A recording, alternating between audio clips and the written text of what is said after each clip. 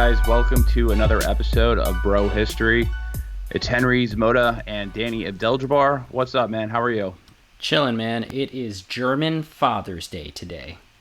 German Father's Day. Yep, it's German Father's Faja Day? It's Vater's Day. Is that what it's Vaterstag. called? Faja? Faja Day. Faja. Faja. Fun fact, in case you were... We have your Faja. We have your Father's Day. We have your Faja. Oh, So fun fact, in case you wanted to celebrate, here's how you do it. Father's Day is celebrated in Germany by men loading wagons with beer and heading off into the woods. Men loading wagons Full of beer. of beer. And then heading off into the woods.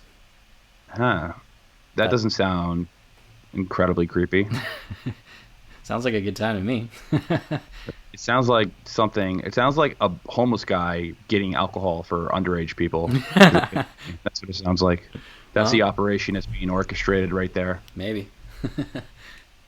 So what's up, man? How are you? How are you doing in this environment that we continue to live in Thriving, for man. most likely the foreseeable future? Thriving, man. It's the weather's getting nice, so I'm getting a little bit of that vitamin D in my system, So, getting rid of those seasonal affective disorders, that the winter blues, and yeah, even though we're kind of stuck in the house, it's nice. It's kind of cool. How often do you go outside? Not too often, but you know what? Last weekend I had to make a trip to New Jersey. I got some mail there and that I needed to pick up, and I decided to rent a car because I'm not fucking taking public transit in this shit. Ended up getting a Jeep, and we took the top off and we rode around. It was a beautiful day. It was nice to get around. So if you can afford it, go for a drive. It's kind of fun. Get on a bike. That's what I've been doing. Yeah. Biking is my new hobby. Mm-hmm. It's my thing, which I think I'll probably do for the foreseeable future. I'll tell you what though. So I was in Central Park the other day, and Jesus, it was nice weather out. It was packed. Oh, I imagine. Yeah. It was packed. This must have been on Saturday, and it looked like Jones Beach on a very busy day. People have the nerve to be like, "Oh, you stupid rednecks in Florida, like going to your beaches." I'm like, Central Park is probably way more concentrated than a Florida beaches right now. There are people everywhere, and there was this myth that cops were going to be going out and handing out masks. Apparently, like that was the big thing. Like, they're going to be enforcing social distancing, and they're going to be handing out masks. And, of course, both sides complain about it. Some people are like, "Oh, this is an enforcement on civil liberties. Oh, they're like Gestapos." And then the other side is like, "They're not taking public health seriously. They're not doing it." It's just like, yeah, fucked if you do, fuck if you don't. Shut the fuck up, everyone. They were doing neither. They were neither busting people's balls in the park, or they were giving people medical supplies or masks or anything of that nature. It was almost like a normal day. Yeah, well, everyone is basically wearing masks at this point. Well, yeah, that's the least they can do, I guess. Speaking of beaches, though, I heard that New York, New Jersey, and Connecticut will be opening their beaches for Labor Day weekend. And they'll be also enforcing strict social distancing rules. And I read one report that said, like, if you can't maintain 6 feet apart, you have to wear a mask. So I like thinking about, like, this like whole like year's worth of people with like mask tan lines. I think that'd be pretty funny. Yeah, that's funny. Everyone's gonna have a mask tan line. I don't know why the fuck they don't open up the beaches in New York though. Like, I understand beaches get pretty concentrated in New York, especially a beach like Jones Beach or Rockaway Beach. Right, Rockaway. But there's plenty of beaches though that people are within normal distance of each other. Yeah. They're opening up so I guess the public beaches aren't open or not going to be opening up towards the summer, but residential beaches will be open. So if you live in that community, because in Long Island, right. In Long Island at the very least, like you'll belong to a community beach based off your zip code. So I think they will be able to go to the beach. But you know who's not going to be able to go to the beach? probably the lower income people who don't have don't have a community beach. So, Yeah, probably not. places I'm not sure in places in Hempstead, which is more of a lower income area, which is next to a very high income area, ironically enough. That's how a lot of Long Island is. It's like really poor areas are next to wealthy areas, but I guess that's pretty much the same for a lot of areas in the country. They're probably I don't know what their beach access will be, but Jones Beach will be closed. And for those of you who are not from New York, Jones Beach is basically Guido trash New York Beach in a nutshell. Is that the best way to explain it? Have you ever gone? I've been to Jones Beach. Yeah, it's not my favorite. Take all the negative stereotypes that you've seen from the Jersey Shore and throw them put them At a direct them blender. at Jones Beach. Direct them at Jones Beach because that's basically what it is. I mean, my only concern for this is that, yeah, I agree. Like, I've been to those beaches in New York, especially the more public ones. And yeah, they do get kind of crowded, but generally you have plenty of room, like you're not right on top of each other. So social distancing should be fine. My worry, though, is that, pretty much everybody in New York has been stuck inside for, months now. And we finally open it up on one nice weekend, and then everybody's gonna have the same idea to go to the beach. So it could be like higher than usual turnout because of that. But then, hey, you never know. Maybe a bunch of people are just gonna be scared to go because they don't want to get COVID. So it could go both ways, honestly. I mean, I don't think it would be that big of a deal if people started going to the beach. It can't be any worse than the parks that are crowded in New York City. And right now, I mean, New York, statistically speaking, New York is doing way better than it was doing it just a couple of weeks ago. Yeah. And the weather has been nice for a while. People have been outside for a while, Right. up to contrary belief. I'm saying this. The reason why I make a point to talk about Central Park is because I go there frequently because I live relatively close to Central Park, and I hear people saying that if you walk outside your doors in New York City, you're going to be arrested. And you're gonna die. And I'm just like, what the fuck are you talking about? Yeah. Like, that's not true. You're not. No one's being arrested in New York for walking outside. A lot of people aren't even wearing masks. There's Yeah. not that level of a police state yet. And I agree. And the thing is, though, is I agree with a lot of the complaints that you're making about the lockdown. Right. A lot of these people do make regarding shutting down businesses unconstitutionally. I understand those points, and I completely get that. However, when you make shit up, or you talk about things you don't know what the fuck, if you don't know what the fuck you're talking about, you sound like an idiot. And then when people actually see the environment and they see like, oh, that's not actually true. There isn't a Gestapo type police force walking around and throwing people in the jails, then it makes the rest of your points look stupid. Mm-hmm. That's why I always bring up that point. There's Yeah. not like you can walk outside, and you always were able to walk outside. Honestly, more parks outside of New York have had more restrictions. Yeah, no, I'd agree with that, or at least from what I'm reading. But write us in. Let us know what your experience was. It was pretty lame though when Bill De Blasio he set up like a police a hotline to essentially tell on people for violating social distancing and things like that. And what ended up happening is, of course, it backfired. People started sending him like dick pics and stuff in that hotline or that hot email or whatever it was. People started pranking it. They were pranking it?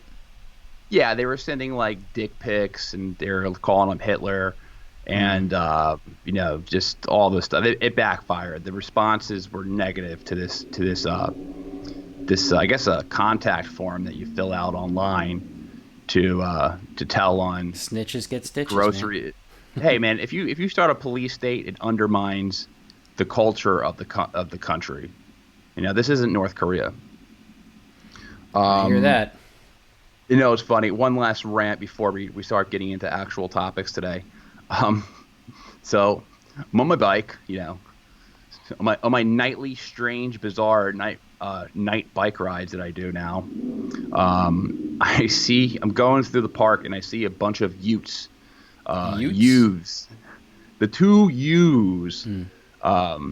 like hanging out on the loop, the Central Park Loop, which is a big loop, bike path slash running path that circles the entire Right. park. It's about 6 miles long, Yeah, it's and these awesome. these kids, probably about like I don't know, maybe 10 kids were were hanging out, and they had dogs. They were like teenagers. They probably were like 18, 19 years old or so, and they were chilling, probably drinking, doing whatever what kids that age are doing during when they don't have school.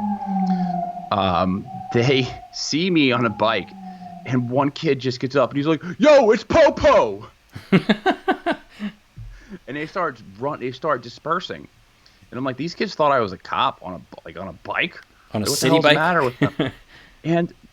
And why they said 5-0, like, "Yo, it's 5-0," and I'm like, these kids were a bunch of white kids from the Upper East Side. I was like, what? Like, where do it's funny. I'm making fun of these kids, but I am also a White kid white from the kid. Upper East Side. I'm not from the Upper East Side. I'm No, from I know. I'm from a neighborhood in Queens. However, the neighborhood in Queens I was from was a relatively nice area, but it just always surprises me how kids will be like the mentality of younger people Hmm. when they see at least in terms of their language. Like, I would never call a police officer, Five "Yo, it's zero. 5-0. Let's bounce." Like a bunch of kids who probably go to some magnet school in New York. "Yo, it's 5-0." Like, if you live that close to the park and you're and you're a resident there, you probably come from you probably come from a at least Means. an upper middle class income, but I mean, whatever. shit, I can't even afford to live there, so. But, "Yo, it's 5-0. And they all dispersed. And then, I don't know. And I was like, what's wrong with these kids? I don't look like a cop at all. Like, I'm just a fucking city bike. All right. Let's end the rant. So, what are the things that we're going to be talking about today? So, we got treaties that are broken. We have Iran and Venezuela are, I guess, doing illegal business under the guise of U.S. sanctions on both of them. We also have the ship, the USS Teddy Roosevelt, is being put back into water after being suspended or quarantined, I guess. And that ship is going back to, I guess, Asia, I guess the South Pacific. I think it's in the Philippines right now. So we have a bunch of stories. We have a bunch of stories going on about the world, because the world doesn't stop even with the pandemic going on. So let's talk about this treaty, the Skies Arms Control Treaty. Explain what this is and why it matters. Sure. So the Open Skies Treaty, it was negotiated back in '92 by George H.W. Bush and his Secretary of State, James Baker. And it was just shortly after the collapse of the Soviet Union. The idea of this treaty was basically to reduce the chances of an accidental nuclear war by making troop movements and the placement of missiles and other arms just open and clear, right? And so the idea was that we would be allowing Russian planes and other devices to basically spy on us, like openly look at our country, and we would do the same for them. Among the U.S. and Russia that signed on to this, there were 12 other signatories, mostly European nations, and it was kind of one of those not exactly mutually assured destruction, but more like mutually assured espionage. So like we can all look at each other's stuff and we know what's going on, and no one's surprised about anything. So the idea was that nobody triggers a false alarm war because you're moving stuff around. So it wasn't a new idea at all. Like this idea was actually presented further back by Eisenhower in '55. But Khrushchev, the Soviet dude, he he shot it down. He thought it was a plan to spy on a weaker foe. I don't know who he meant by the weaker foe, if it was him or the other one. But he thought it was the other one. yeah, certainly. But so the New York Times wrote that this was done in a moment of relative warmth between the two countries, so the Russia and the U.S. But from my view, I actually think Relative warmth meeting after the collapse of the Soviet Union, correct. when Russia was essentially starving to death. Exactly. So for That's the context of how bad things were in Russia after the Soviet Union fell. Not saying the Soviet Union was exactly. good. I'm saying after it fell, the carnage that took place in Russia and those Eastern Bloc states were beyond.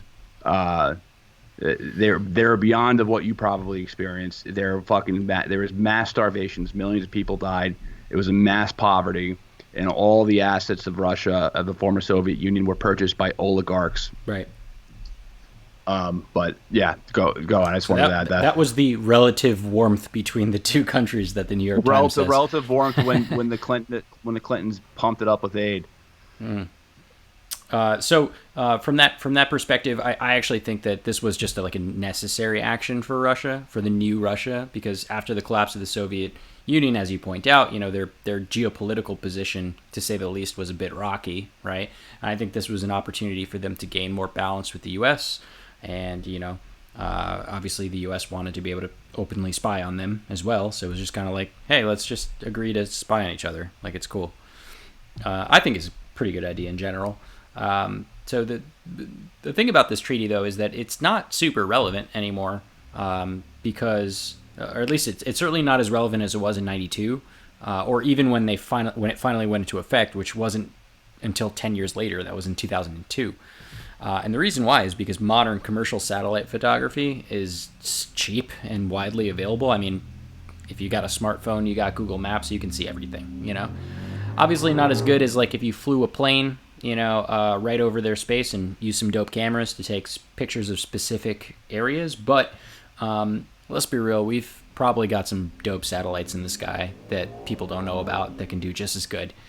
So the relevance of this treaty isn't necessarily super high right now, but I think what's interesting about pulling out of this treaty is kind of the reasons why he's saying, and by he I mean the Trump administration, is saying that that they're doing it. So Russia said that they think that this treaty is valuable, right? They like the treaty. They want to stay in the treaty. Funny enough, a lot of other European nations do too. But Pompeo disagrees. Of course he does. So this dude, Representative Elliot Engel, he's a New York Democrat. He's the chairman of the Foreign Affairs Committee. He basically says that this is illegal, saying that the 2019 National Defense Authorization Act requires the president to give Congress 120 days notice before beginning the withdrawal process. And what's kind of funny about this is that Trump signed that act into law. So you technically can't pull out without giving that 120-day notice. So, under the terms of this particular treaty, I think Trump would have to give formal notice to Russia and the other signatories, and then that would start a 6-month clock towards that final withdrawal, and it would require a meeting of all of the signatories within 60 days. So that's kind of like the legality issue of it. How funny is that? Because when Congress tried to limit his authorization to start a war, he started saying, Trump was like, this is a slap, and this is a disrespect to the executive office. It's Right. a slap in the face to me. It's a political hit job. Yada yada yada. And it's funny that he actually even signed that into office. But it's to be expected that, if he's going to prevent Congress from checking his own powers to start a war, then why would he show that same respect when it comes to pulling out of a treaty? Right, exactly. Well, our good buddy Senator Ted Cruz said it was long past time for the United States to withdraw from this treaty and stop allowing Russia to use our skies to spy on the American people. Which I think is hilarious because that was the entire point of the plan. that spying would in fact like be open and honest, and that it would build confidence that neither side was preparing a military action against someone else. Right? That's like the whole point of the treaty.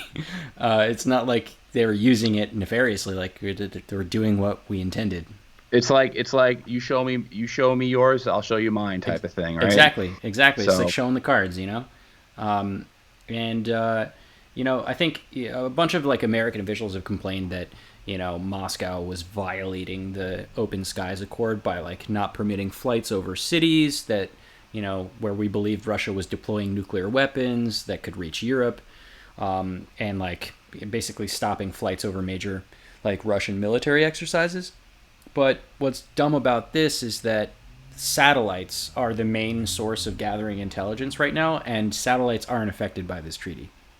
So even if they were blocking us from doing that, like with planes, we still could see what they're doing with satellites. It's like, so their complaint is kind of dumb, that they're violating a treaty by not letting us fly over the thing, but we can still see them, It's like, it's not like there's SR-71 Blackbirds flying over right. Russia Yeah, we're not anymore, doing that.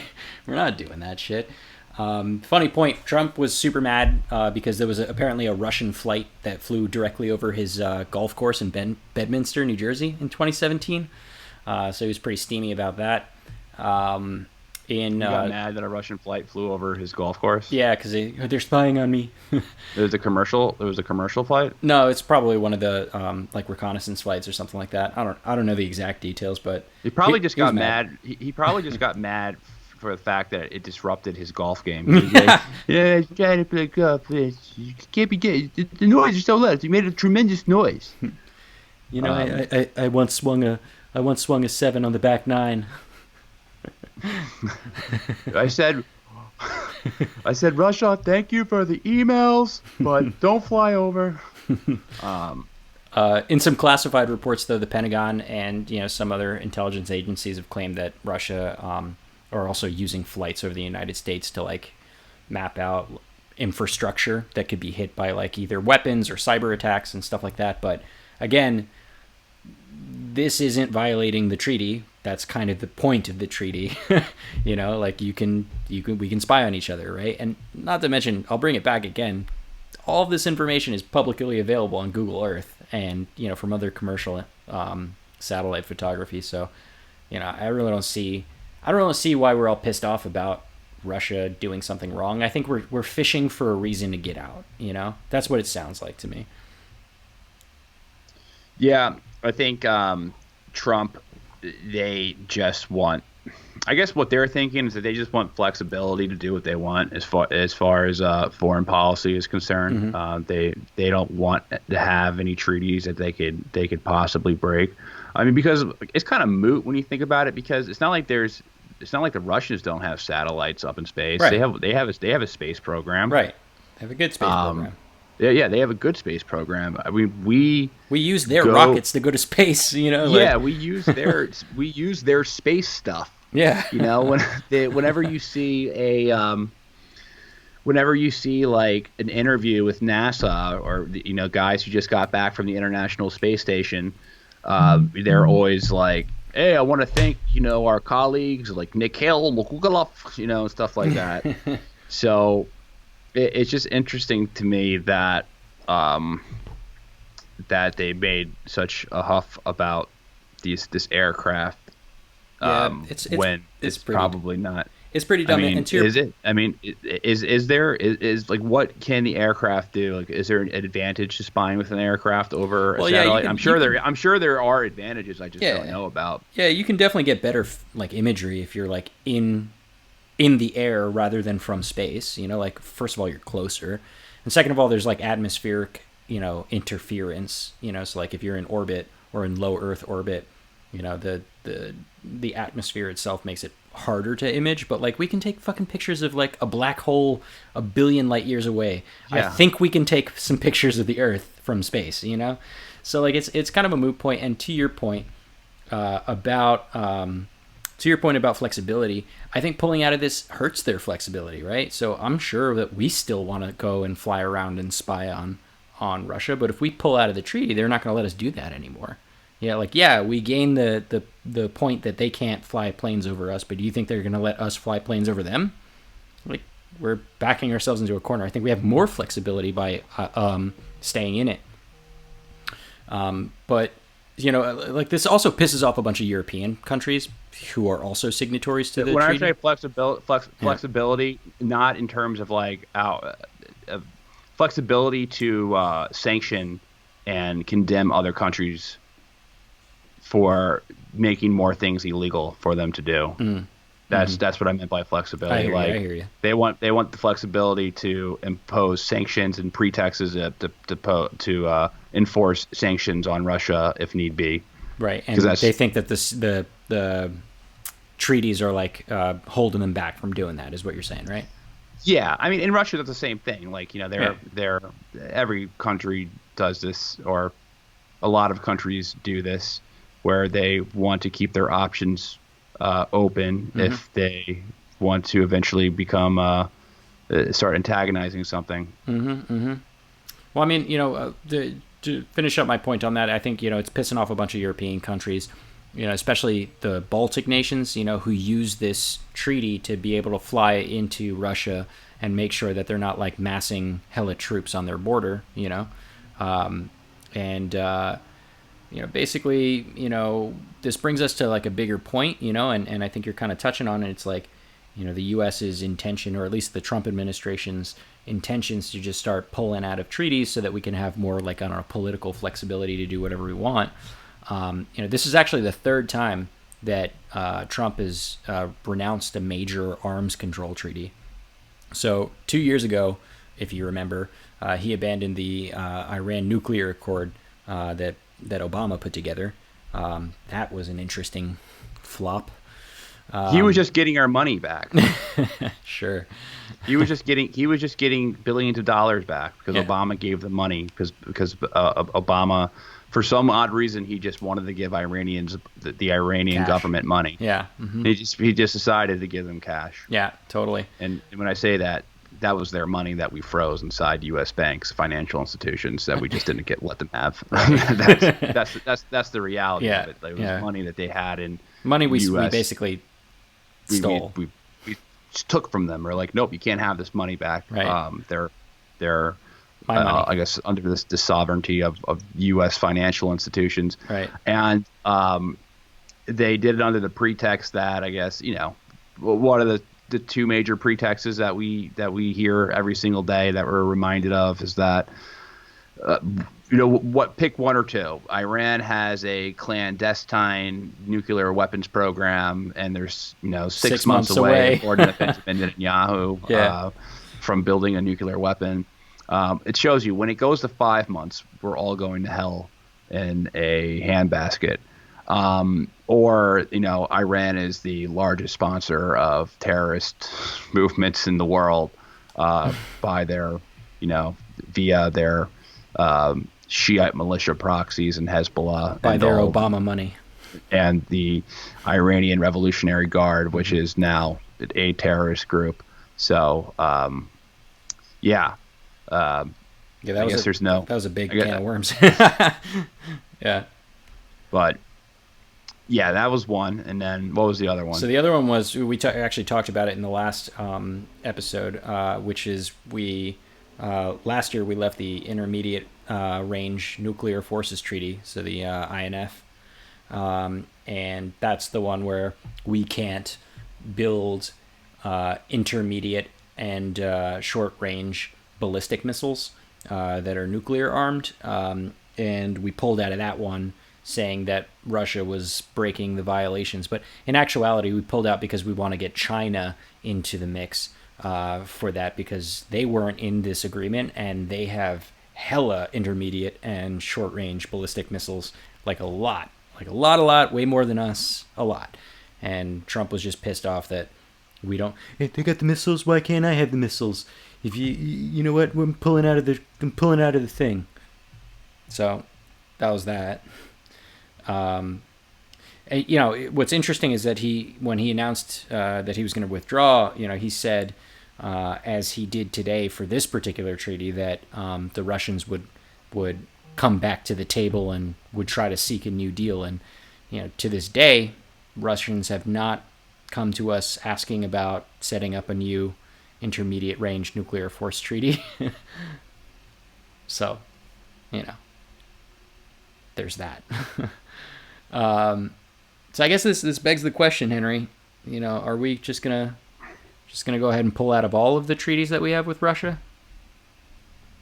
Um, I mean, if Trump doesn't do it all, then his successors probably will in the future. I mean, the Democrats are more anti-Russian than the Republicans, so I mean, who knows? And I mean, how much longer does Trump have to pull out treaties at this point?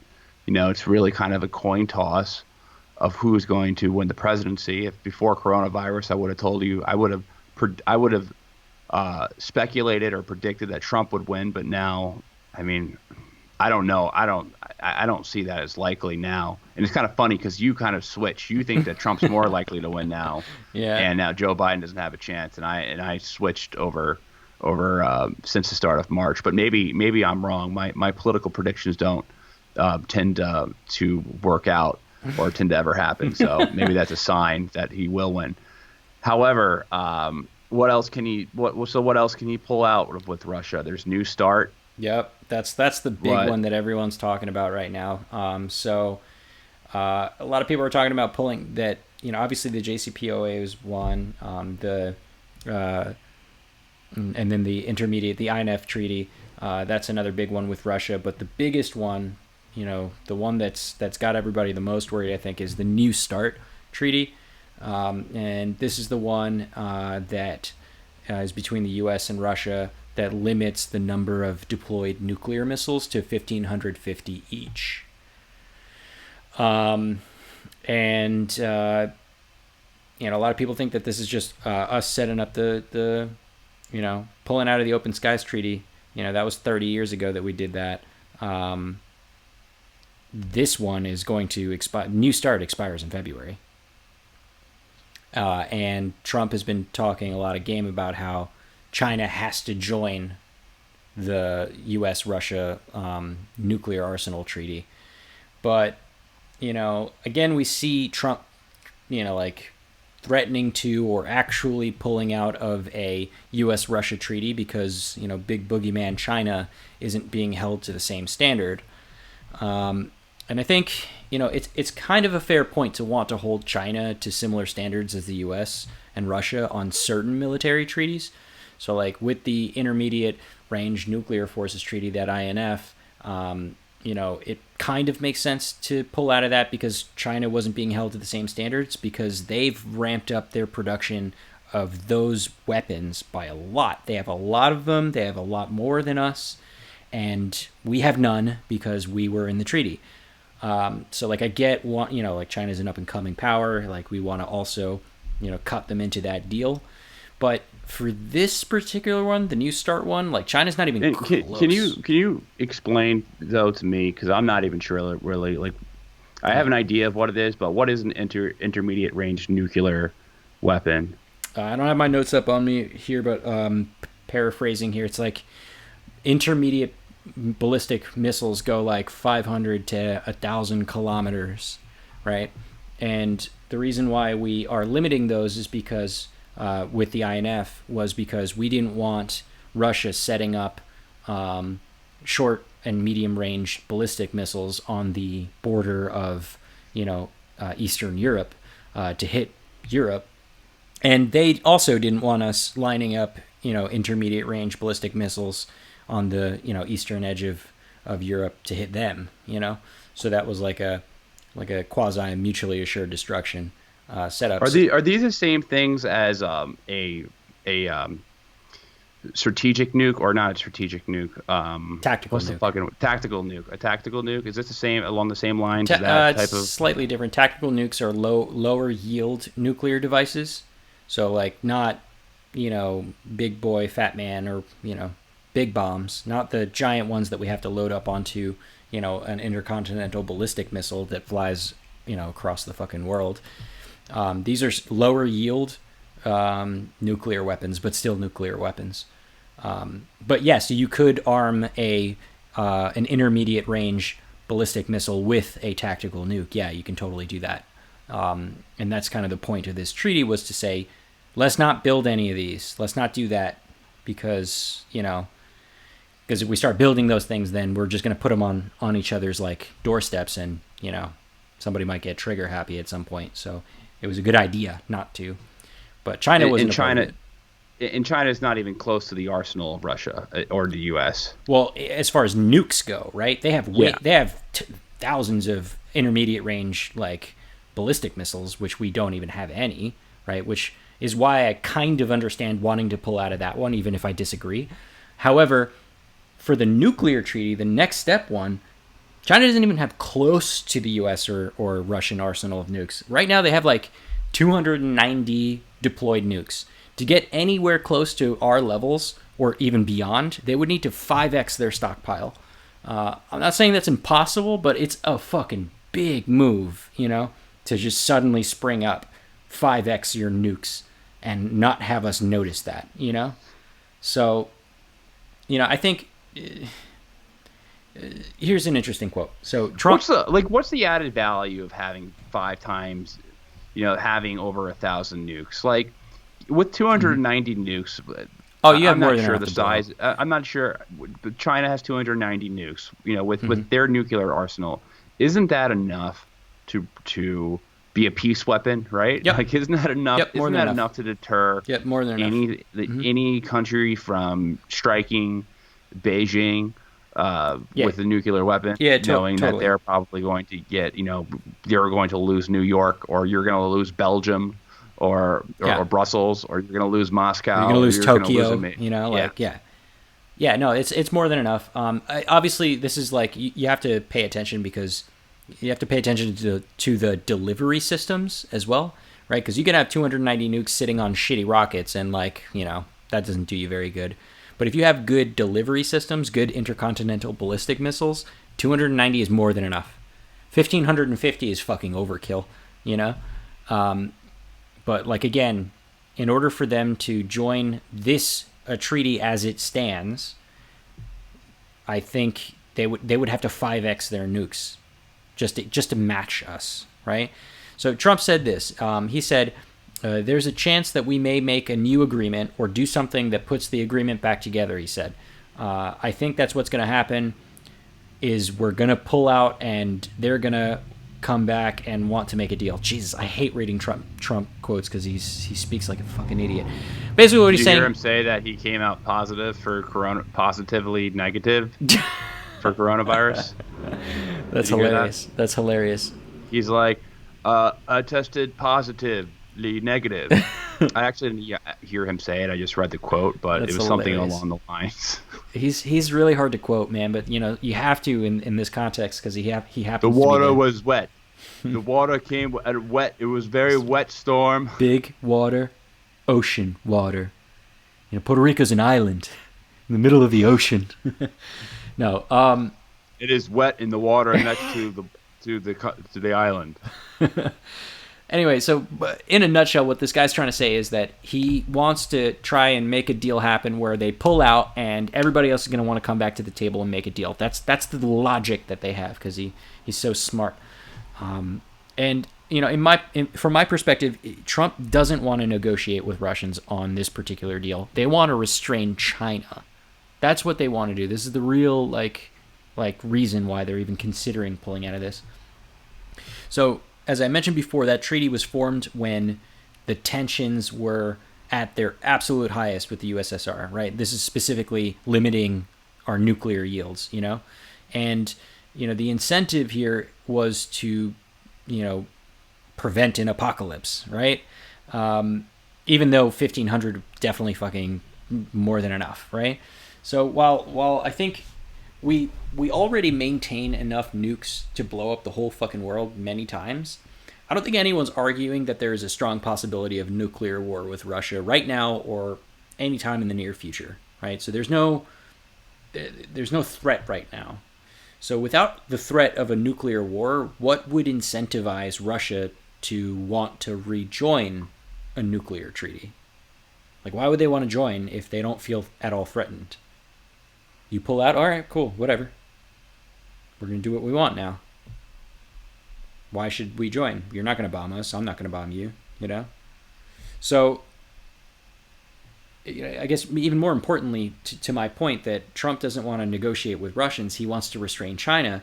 Any treaty that China would join on this particular topic of nuclear devices, would either set their nuke cap at equal to U.S. and Russia or less than U.S. and Russia. And if we're talking about equal, then this would actually probably incentivize them to want to play catch up with the U.S. and the Russian stockpiles, right? Because why wouldn't they? Right? They're like, I'm in this nuclear treaty with U.S. and Russia, and I'm just going to be cool with the fact that I'm way under the limit. No, they're going to want to be on equal terms. China's already like dying to be seen as a world power and to be seen as powerful. If they were to join a nuclear treaty with the U.S. and Russia, they're going to be like, no, we need the same amount of nukes. You got nukes. How come I can't have nukes? The opposite is equally stupid. Like, the deal could be that everyone has to go down to China levels. That ain't going to happen. Like, the U.S. and Russia aren't going to give up their stockpiles and get down to 300 nukes. That's not going to happen. And there's no chance in hell that would ever happen. Right.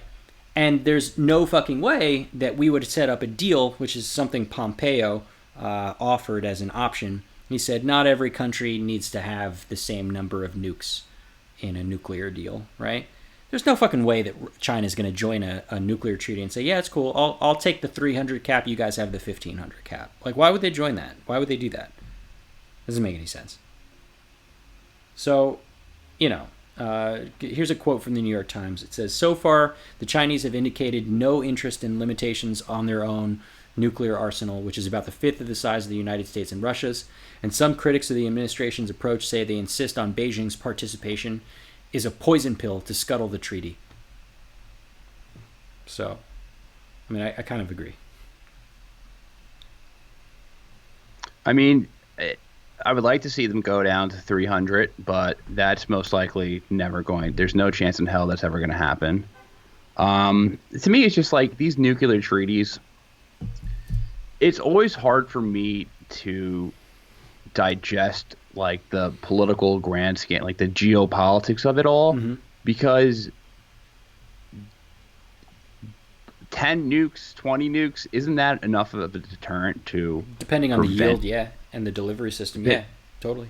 If you have a delivery system and you have dozens of nuclear weapons that could strike a major metropolitan area of a rival country, isn't that a deterrent enough to prevent you from being pushed around in your geographic zone? In your geographic zone, that's the important part. That's the important part, Henry. It's in your geographic zone. Like, yes, 10, 20, you can protect your area.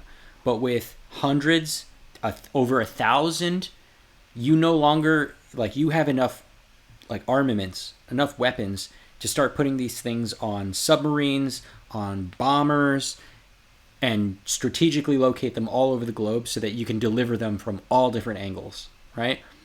So why do we have 1,550? Why does Russia have 1,550? So they have options, right? They don't need to put them all in one place. If you have 10 nukes, then at most you have 10 nuclear sites, and that's not hard to take out.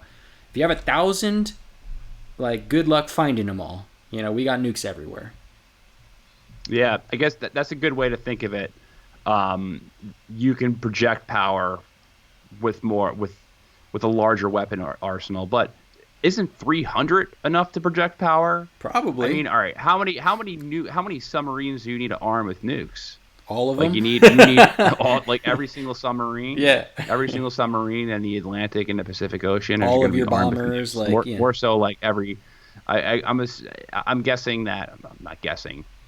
There's more armed nuclear submarines in the Pacific Ocean, right, than the Atlantic Ocean at this point. I mean, that's I my would, presumption, but we don't I really would, know. that's my presumption Yeah. that um, there's more weapons closer to the shores of Asia than anywhere else. Yeah. We're not pointing nukes at fucking Spain Right. or Portugal. Right. Maybe there's a couple pointed at Venezuela. Now they are. That's a good. Maybe That's a there's good definitely some pointed at segue. Cuba for some, leftovers pointed at Cuba. Well, that's a really good segue, actually. I mean, unless you have more points on the nuclear treaty, we can move on to that next topic.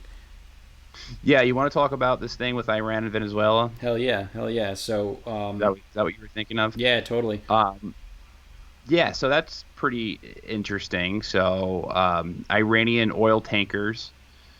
Well, as you guys know, or if you're new, so Iran and Venezuela are both sanctioned by the U.S. We recognize in Venezuela's case, we don't even recognize their president. Yeah, We recognize Juan Guaido, who I think he's recognized as president by about 40 different countries, yeah, and we'll introduce him as president. It'll be like Juan Guaido, the president of Venezuela, when he's not actually the president. It would be as if Justin Trudeau said that I would like to introduce the president, Nancy Pelosi. the president Hillary Clinton, who actually President won the Nancy popular Pelosi. vote. Nancy Pelosi. Yeah, that would be like a pretext. The people have chosen Hillary Clinton, so we're going to recognize her. Right. So we don't recognize their elected president. And in Iran's case, They're Iran. talk about their Iran. So they're doing business with each other. Iranian oil tankers are on their way to Venezuela right now as we speak. And it's in defiance of U.S. sanctions on both states. And Trump now has the option to kill two birds with one stone. Right? Mm-hmm. So Iran is claiming that U.S. warships are in the Caribbean, and this is what their news agencies are posting, Right. for a possible confrontation with Iran's tankers. Right. So they're on, at least their media outlets are on alert about it. And I think those ships, from what I know about those ships down there, they're not there to, confront Iran. They're just there for like narcotics, like counter narco-terrorism, they call it. operations, Yeah. like narco terrorism, stuff like that. Crimes that we've actually accused Nicolas Maduro of. But they're there, and Also, they were always going to be there. We have a fleet in the Atlantic Ocean, so yeah, they're always going to be there. I mean, it's the Western Hemisphere is our territory. There's no UN resolution, and it's important to note this. There's no UN resolution banning Iran from exporting fuel or Venezuela from importing fuel. There's only U.S. unilateral sanctions. right. So Vice Admiral John Miller, he suspects that the tankers probably have on board force protection personnel from dun dun dun the Islamic Revolutionary Guard. Oh man, the IRGC? No. Uh, and if there's IRGC on board, they're terrorists. They're recognized as terrorists, a terrorist organization. That would make the ship fair game. Right. So that would make it legal to board that ship. And another legal justification, it would be if Juan Guaido were asked for U.S. assistance in seizing the ship, because he is the rightful president, right? I guess so. Juan Guaido guess is so. the rightful president of Venezuela. And if they're in Venezuelan territories, right? If they're in those waters, then he has the right to, if he is president. Now, on this tanker, I don't there's about $45 million. There's multiple tankers, so I There's think it's 5 of them. estimated So there's five tank. four of them are already out of the Mediterranean, and the fifth is going to take off soon. So the value of petroleum products is about $45 million, which is significant for those countries, But it's but also kind of it's chump change. it is, yeah, it is also kind of chunk change, and it would be pretty dumb. I think it would be counterproductive for the U.S. to stop this petroleum transfer. I agree. And the reason why is because even if you want to maintain that hawkish policy on Iran and that hawkish policy on Venezuela, what the Trump administration does a lot of the times, and this goes for every president over the past couple of years, but especially towards Trump when it comes to Iran, because uh, he is he's the anti-Iran president, Mm-hmm. or one of the anti-Iran presidents, but more so than past presidents in the past. Um, they would start receiving the political sympathy in the world. They would be looked at as As the victim, victims. right? Because as you said, there's no UN resolution that says that they can't do this. And the other problem with it is that it would give Iran the grounds for a retaliation strike, That's right. and the retaliation strike wouldn't be in the Atlantic Ocean. It would be In the Middle where East. we are, Yeah. in Persian Gulf, and Right. most likely the Strait of Hormuz, Right. where they actually could kill people. Now, would they actually do it? When we killed their top general, General Salami. General Salami, General Soleimani, when we killed him, their retaliation was to launch a bunch of missiles into a hangar, a helicopter hangar, and just destroy equipment rather than kill people, because they obviously know that if they killed a U.S. troop, that would be the Well, that would be that would the be end the of that. yeah, that would be the end of that. I don't know how far the U.S. would go, but I mean, they killed one of the pretexts uh, for the whole escalation that happened in the beginning of the year when the U.S. struck Kataib Hezbollah in Iraq, and then eventually killed Soleimani, was because a U.S. contractor who was a U.S. citizen for three weeks. He was he was killed at a base, and with zero evidence, the U.S. decided that it was Kataib Hezbollah, a group that's aligned with Iran. It's a Shiite militia. They was with really with no evidence. They decided that it was this group, so they killed a bunch of them. They killed about 43 of them. I forget the exact casualty number. They responded by rioting at the embassy in Iraq, and Killing the no U.S. one, by the way. they didn't kill anyone, and then the U.S. responded by killing the second most powerful person in Iran, General Soleimani. Because of an imminent So, threat that was also because of bullshit. an imminent threat, when Trump, when the Trump administration debriefed um, the House, the security, House the House intelligence, and Security yeah, Council, yeah. yeah, the House Intelligence Committee, which Rand Paul and Mike Lee are on. Mike Lee said, and Mike Lee is a Republican, said it was the worst intelligence briefing that he has ever been in, which is hilarious. So they just they killed him because they wanted to kill him. Iran Iran's response then was still not to kill American soldiers, because I know once you go over that line, once you cross that line in the sand, I don't think there's a. It's hard really to judge what would happen, to be completely honest. My immediate response is that the U.S. would strike some targets in Iran, but I guess they would be super scared of Iran sinking ships in that area, because then you're starting a tit for tat in a war that the U.S. would win eventually, but would have a bunch of casualties.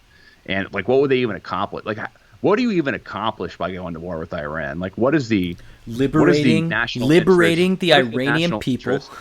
liberating the Iranian people from their oppressive, government. Liberating them from Sharia law. Come on, women are women can't even bathe at the sacred river ponds. Like, it's like uh, they can't even enjoy the scenic sights on on, we need to liberate them. Iran. We say it all the time, man. Iran is not a place you'd ever want to live in, but or at least I personally wouldn't want to live in Same. a theocracy. However, I think the propaganda regarding what they do is just so unrealistic and out of place. It's nuts, and they could do damage to U.S. forces in that region. Yep. Significant damage to U.S. forces in that region. They're a threat. I mean, they to the proved U.S. they in proved it that with that region. strike. Their response strike for against Soleimani's death, killing, murder, whatever. They proved that they can reach out and touch us. I said this before when we did the show. Like, yeah, they bombed, a helicopter hangar, and they broke a helicopter. Big whoop-de fucking do, A lot of people were like, oh, they suck. They can't even hit us. Now, that was on purpose, They did that shit on purpose. If you can purposely strike from hundreds of miles away a specific target, a specific hangar, you've got the power to hit people. You got the power to do some damage. So they can do it. They absolutely can do it. They blew a drone out of the sky. That's true. One of ours, RQ Global Hawk. Yeah, and I mean, there's been simulations, the Millennium Challenges. Obviously, we did a podcast on that That one. was a great It's a one. good Yeah, podcast that if was you a want to great check one. if you want to check it out. They're yeah, like the U.S. could win, but it's not a matter of like what's the cost of winning a war that's completely pointless. Right. So So back to Venezuela. even if the U.S. So no, back to Venezuela, and I'm just trying to make the overall point that like yeah, the U.S. could seize that ship. It would open up those possibilities, but I don't even think Iran would react um, that harshly to the U.S. seizing a tanker. I mean, What do you think? What do you think their reaction would be if the U.S. I tend to seized I an tend oil to tanker? agree with you, but like the Noor news agency, which is it's really close to the IRGC, the Iranian Revolutionary Guard Corps. They recently said on Saturday that the U.S. If the U.S. intends to create insecurity on international waterways, it would be taking a dangerous risk, and that will certainly not go without repercussion. So again, could be an empty threat. The Iranian government has said, that they would retaliate against Soleimani, and what they did was extremely measured. But it's possible. Fool me once, shame on you. Fool me twice. Fool me once, you can't fool me again. In the words of our good fellow George W. Bush. Yeah, it's possible that they say, all right, fuck you guys. Then we were nice last time. We're actually going to hit you this time. Yeah, but Iran and Venezuela both their economies are facing far greater problems right now than even the U.S. I mean, they're dealing with COVID-19, especially Iran. I mean, sanctions. They have enough problems right now. I don't think they're itching to retaliate to any Yeah, but I mean, you got U.S. you got to military understand that provocation. they need this shit. Both of these countries need this shit, so they might be desperate. Which is what scares me a little bit. Because something we didn't really talk about was that Venezuela's been going through a heavy gas crisis. But I think it was about a month ago. Iran had flown over a bunch of engineers from their oil refinery plants to help them get their oil refinery plants back online and working again.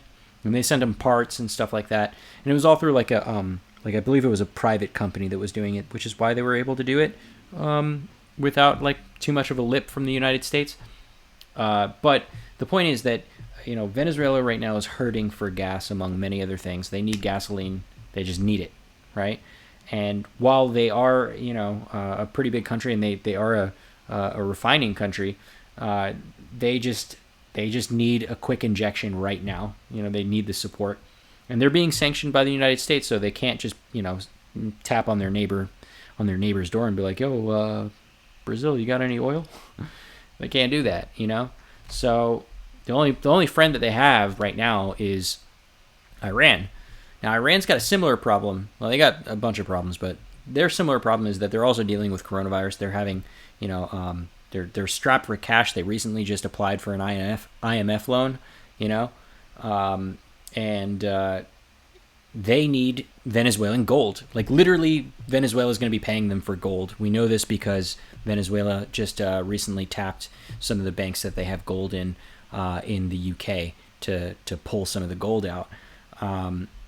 They need money, and they also need to offload some of this stockpile of oil that they have, because as if you guys remember, just freaking weeks ago, there's been a giant, decrease in demand for oil, and that's their cash crop.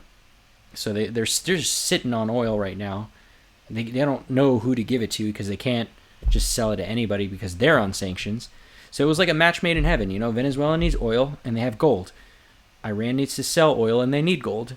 So both of these countries desperately need this. Like both of these countries are in shitty situations. Again, I don't like either of these countries and the way that they that they're governed and shit like that. But if we were to try and confiscate those ships or do something about this in this, for $45 million worth of oil, which is fucking pennies in the grand scheme of things.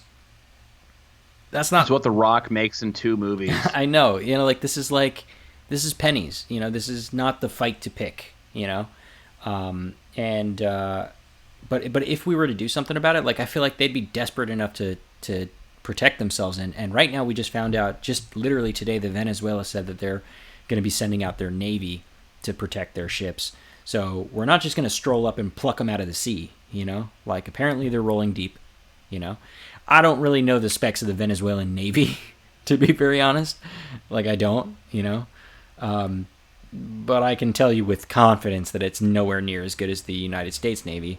But that's not the point. The point is that they're not just going to let the United States come in and just, bully them and pluck the oil out of the sea like that, they're probably going to defend themselves, Isn't it crazy that Venezuela is oil poor and they have the largest reserves on our planet Earth? Yeah, dude, it's not about they're sitting on it. They just can't get it out of the earth. They're having technical problems, right? It's harder to. I mean, it's a whole history of state-ran oil companies gone wrong. However, one of the major factors is that they don't have the human capital. Yep. Plus, they don't have Venezuelan oil is not like Saudi Arabian oil. You can suck oil in the Middle East out of the ground with a straw. It's a lot harder to extract oil in the Western Hemisphere, or especially in Venezuela. So it's like it's just like U.S. oil companies. The U.S. used to be kind of like Saudi Arabia, back in the 1800s and right. 1900s. You ever seen the movie There Will Be Blood? Yeah. It's honestly one of my favorite films with Daniel Day-Lewis. In that scene, when they discover the oil at that guy's ranch, they walk into the oil. They visually find the oil, which is crazy. They visually were looking there's the oil. We need to buy where? this land. It's literally right there. You used to walk around California or Texas and you used to fucking step in oil. Bloop. Oh, we found oil. Let's drill here. It's not like that now. We sucked it all up. We already got it. all the easy, I judge oil by how easy it is to extract. What's the cost of getting it? Mm-hmm. And good oil and good fields are cheaper to, they're cheaper to mine essentially. Mm-hmm.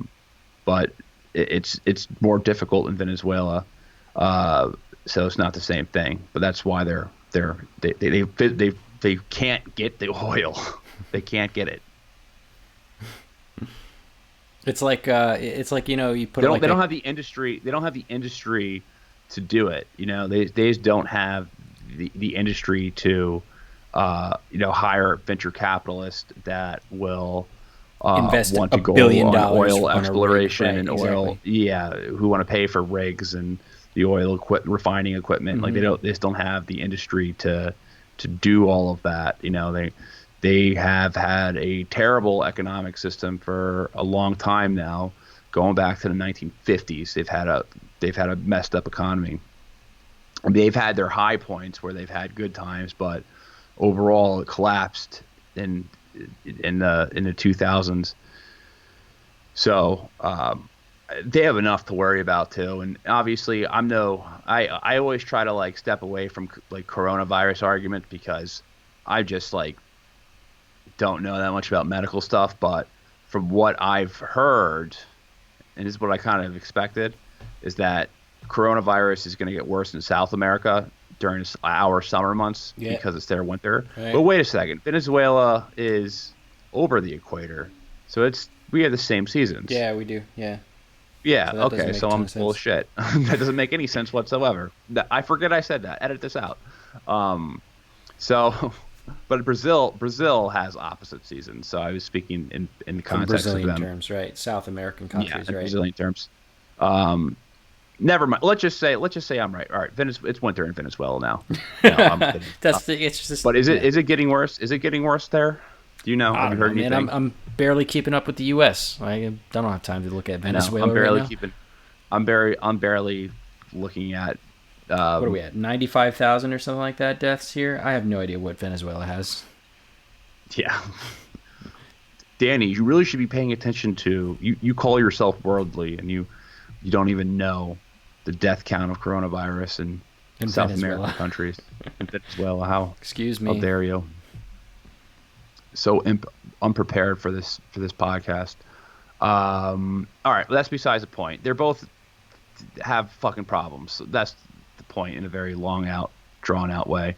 Um, and also, what it also does is one more point, and then I don't know if you want to add something else or move on to another topic. Mhm. If you strike Iran now, or if you strike Iran in the Atlantic Ocean, you're setting another dangerous precedent to do that uh, wherever you see Iranian ships. It Right. just sets up another precedent to do that. Right. Like, oh, Iran is violating unilateral U.S. sanctions. Let's board the ship, seize the oil. Yeah. I mean, I just don't see it as like a smart idea. We're talking about 45 million in oil, right? Like this is a lot of money for them, but in grand scheme of things, it's not.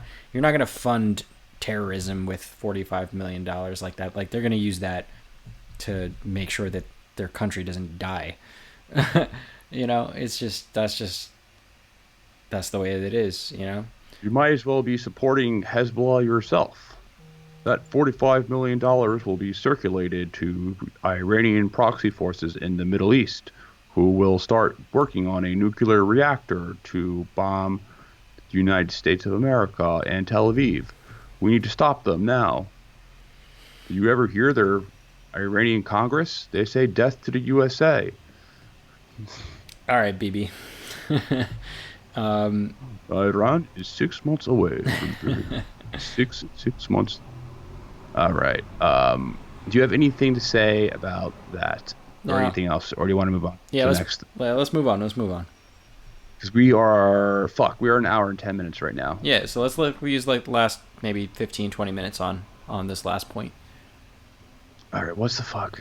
I always think we're not gonna have enough time. We don't have enough like things to say to fill up an entire show, and Same. then we end up. Then it's like 2 hours later, and I'm like, Yeah. oh, we fucking rambled on about something for like 20 minutes. Didn't mean to do that. All Oops. right, sorry. So we're gonna talk about Saudi Arabia. Yep. So All right. the news story that you probably read is has to do with like the Trump administration firing an inspector general who was investigating, the $8 billion Saudi arms deal that went down in 2017. So you might have read that news headline. So to fill you in on it, in case you haven't, last May, the Trump administration basically declared an emergency, hard air quotes for those that aren't watching on YouTube. They declared an emergency to bypass Congress and basically put billions of dollars in arms sales to various countries, especially Saudi Arabia and the United Arab Emirates. And they basically said that the reason why they're doing this is to deter the, quote, malign influence of Iran throughout the Middle East, whatever that means. And, a quote here from Pompeo: "These sales will support our allies, enhance Middle East stability, and help these nations to deter and defend themselves from the Islamic Republic of blah, blah, blah." Anyway, so Pompeo said that over time it puts the sales at $8.1 billion. Interesting point of news, like Trump has been, thumbs up in this. He's saying, hey, we got so many jobs from this deal, this Saudi arms deal that we did in 2017. So if you watch his Twitter feed, he went in just a couple of days from 450K jobs to 500K jobs to 600K jobs, and then very recently he was over 1 million jobs that we created with this $8.1 billion Saudi arms deal. And that's in stark contrast to the White House's 2017 statement that said that the deal would potentially support tens of thousands of new jobs, not hundreds of thousands or even over 1 million. Anyway, all those numbers are total bullshit, obviously, and I kind of want to prove that. This was so funny when this was happening, when this was rolling out, Yeah. when Trump was justifying arming them in the war in Yemen. His justification was essentially, we haven't talked about Yemen in a while, but the war is still going on. Essentially, his justification for selling, for being allies with Saudi Arabia was that there was this huge arms deal, and this arms deal was, I forget the exact figure. Was it 8 billion? He was saying it was more than that. It was the 8 billion. I think at the time he was saying 10 billion, but it actually only. He was saying more. The number was more that he was using. He was using an insane number. Yeah. We have. This, I think he was saying 10 billion deal. or 20 billion or some shit like that. I don't know. Yeah, I forget the exact number he was throwing out because I think it was changing. Yeah. And there was no arms deal. The way that he was pitching it was that they signed this contract for $10 billion, and it's an accounts receivable, right? And that's going to for payment to all these U.S. industries that are that build aircrafts and stuff like that. So right. It goes to the arms industry, it goes to Lockheed Martin, and then Boeing, and all the weapons industries and military industrial complex types things, which supports your local communities because they're buying steel and metals and buying and equipments and tools and knobs and all the little things that are required to build a deadly warplane. And that was justification because they do prop up, and they prop up certain industries, and they prop up the second tier suppliers right. of the arms industries. That's why they spread out the manufacturer, the parts that make a plane across the country, so everyone has skin in the game when it comes to voting for these types of deals or supporting military budgets and things like that. But there was no signed deal. It was just there were verbal commitments, and there were purchase orders of U.S. arms, yeah, but they hadn't sent us any money. There was no deal that was signed that was worth $10 billion. Right. So you're saying that this guy the guy who was investigating this arms deal, Well, I want to get to what? that. I do want to get to him in a second, but I want to really, really stick the knife in this idea that that this is creating a ton of jobs because it isn't. So so we got Trump saying somewhere between 450 up to over a million jobs. The White House saying tens of thousands of new jobs. All those numbers are total bullshit. And it's literally because of the fact that the national security and defense segment of the aerospace and defense industry only supported 370,000 direct jobs, according to the Aerospace Industries Association in their latest public estimate. So the idea that we're creating a million jobs from just this one Saudi arms deal is fucking ridiculous. That's the whole aerospace industry didn't even do that, and that's like If you believe it, independent of this deal. if you believe that, I got into an argument with one of my friends during this time. I remember the argument, and he was like, "Listen, man, I'm not pro." He's like, "I'm not pro Trump or pro Democrat. I'm just pro jobs. Like, I'm just pro anything that's gonna bring jobs to this country. That's Uh-huh. all I care about." I'm like, dude, these fucking jobs are they are completely inflated. Like, Right. there's not a million jobs that are being created because of arms deals with Saudi Arabia. Are you kidding me? All you're doing is you're just propping up select industries that only benefit like the individual participants in those industries. It doesn't create like nationwide prosperity. Like, it's so I don't know where the logic comes from.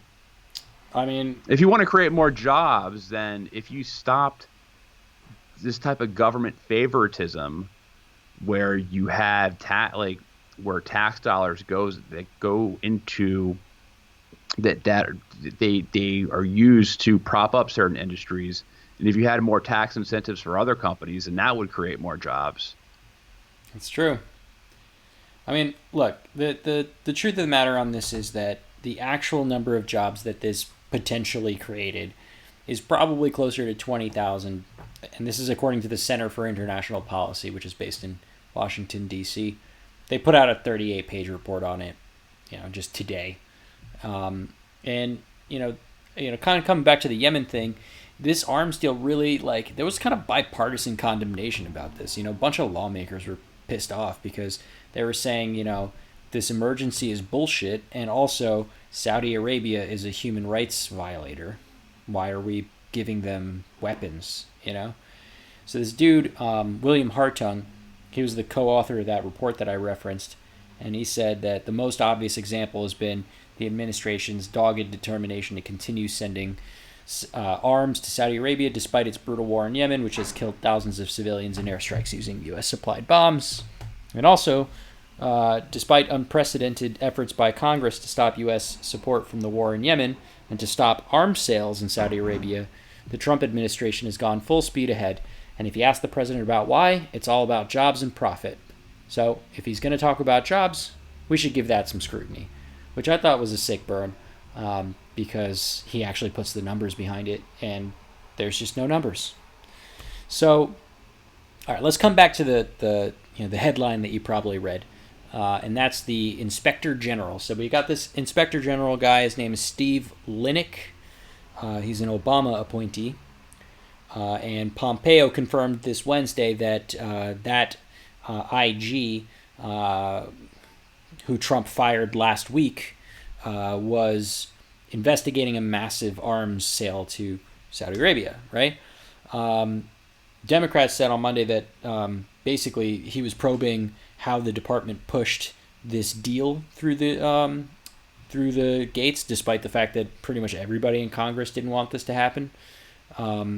And the juicy piece of news that came out today was that we're finding out today that Pompeo refused to sit for an interview with the State Department's IG, with Steve Linick. He just didn't want to talk to him. Didn't want to go by the normal process of internal investigation, didn't want to talk about the $8 billion arms sale. And then he went ahead and fired him, or at least Pompeo told Trump to go and fire him. Trump was quoted. I don't have this quote in front of me, but I remember reading. He said, "Oh, so they told me to fire him, and I asked, oh, who appointed him? And they told me it was Obama. So I said, yeah, sure, go ahead, fire him." And that was like Trump's justification, just because he's an Obama appointee.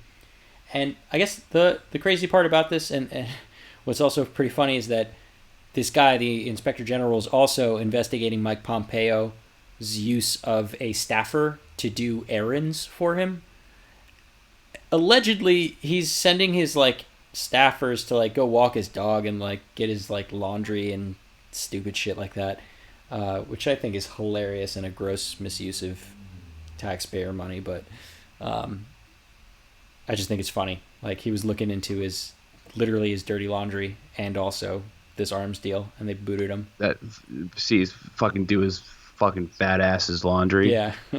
Oh, gross! I want to vomit thinking about that guy's like skid marks in his underwear. Like, how much fucking Chipotle with extra fucking extra guac that guy eats. What's interesting, what I think of is when the Trump transition team try to push through a 1-2-3 agreement, or no, they try to push in nuclear sales to Saudi Arabia without them signing a 1-2-3 agreement, right? Mm-hmm. which is a non-proliferation agreement. Right. They try to get that through. And that happened a long time. I mean, that happened about 2 years ago. Yeah. It was briefly covered in the news when they tried to push that through. Mm-hmm. And this is a civilian nuclear weapons program. Right. And I don't have an issue with civilian nuclear. You and I, as much as we not weapons, kind of to be butt clear. heads on this. I think you said civilian nuclear weapons deal. Civilian nuclear energy. Did I say civilian nuclear weapons? Just to be clear. And I can tell you, yeah. I'm tired if I say that. A civilian nuclear weapon. I said it again. A civilian nuclear program. Uh-huh. Civilian nuclear weapons programs makes it sound so much more peaceful. I mean, technically it is, because the civilian has the authority to use it. I'm not against nuclear energy. I'm not against civilian nuclear energy. At all. I think thorium. I'm a huge proponent of thorium. Mm-hmm. However, in Saudi Arabia, they try to push the deal through. I don't think so. Saudi Arabia could build nuclear arms.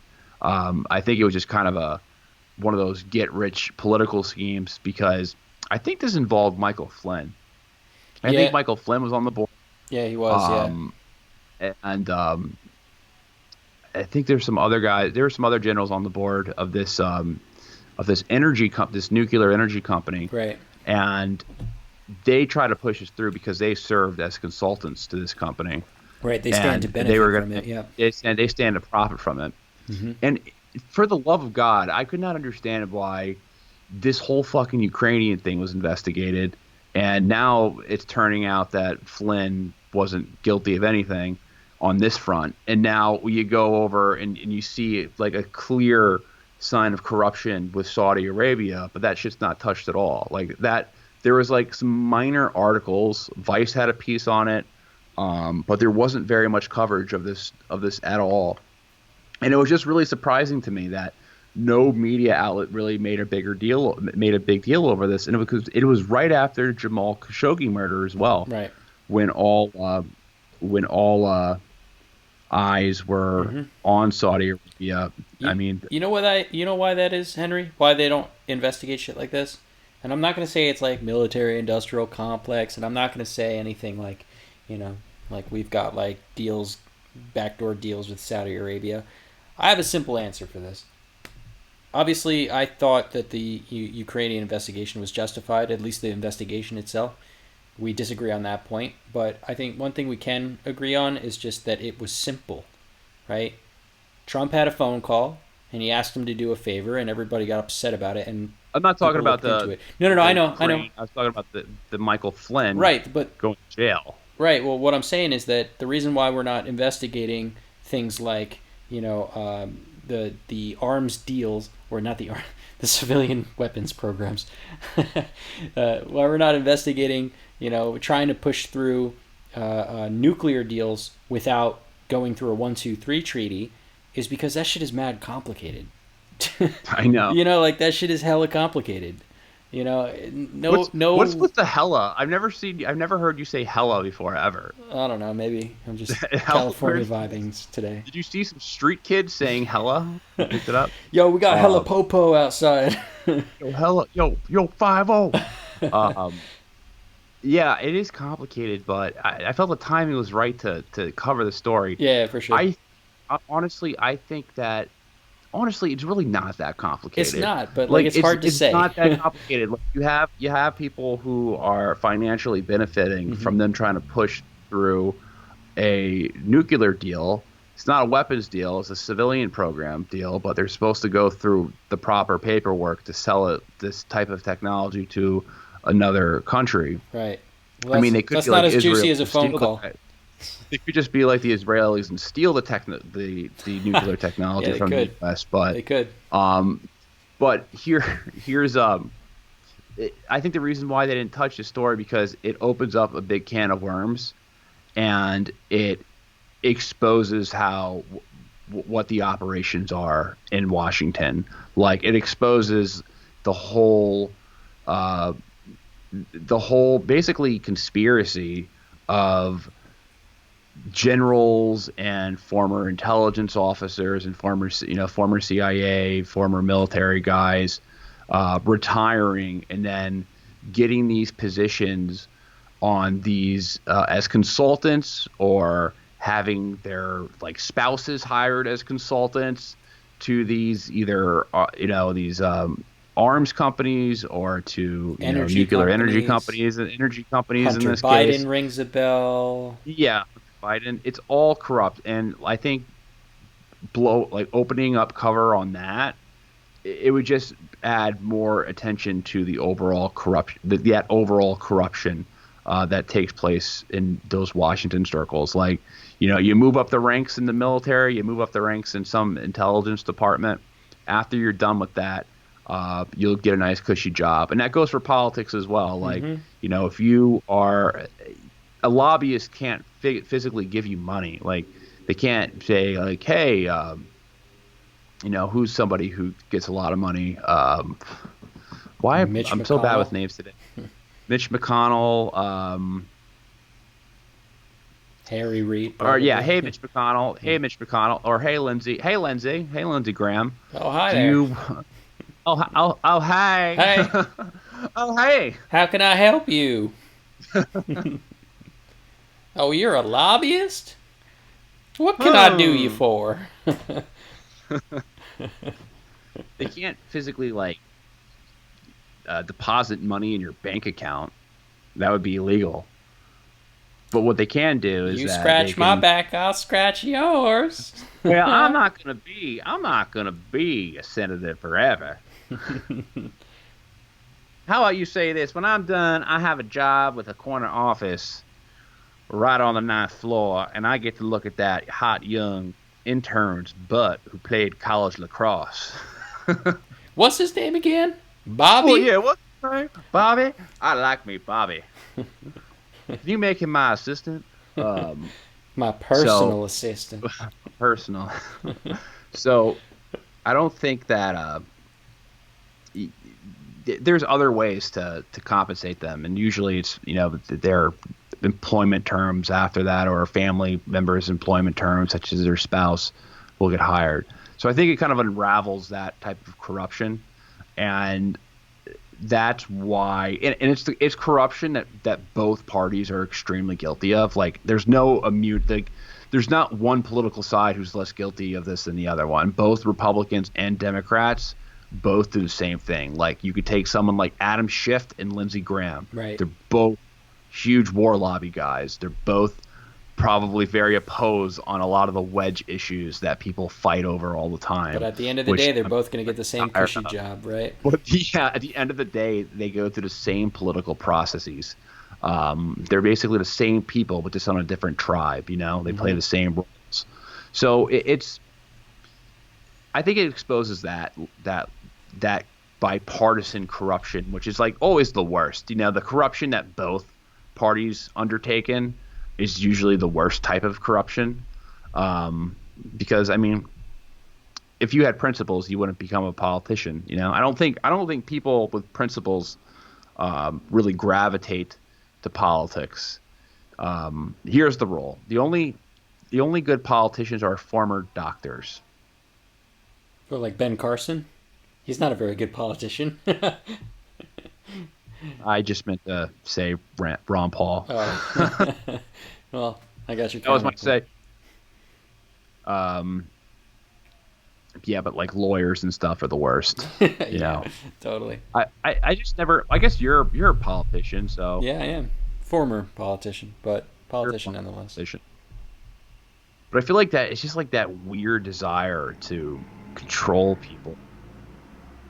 I don't know if most a lot of people aren't attracted to that line, that career path.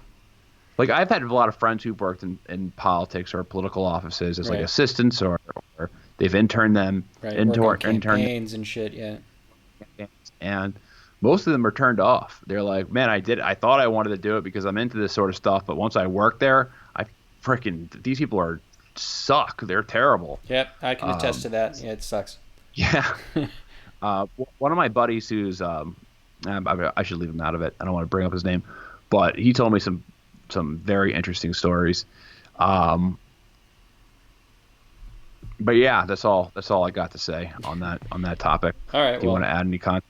Because I'm just gonna ramble on about nothing at this point. no, we're good. I think we're right about time. I think we can maybe save any of the other topics for another go. Do you want to Oh, shit. close us out? Yeah. Thanks for listening today. I think I know I at the very least rambled a lot about crazy stuff, so I apologize for that. Just dealing with the new normal. Just dealing with the new normal. Don't let things get you down. I know it's tough, but and it sucks, but there's just going to be light at the end of the tunnel. Try to get outside, get some sunlight.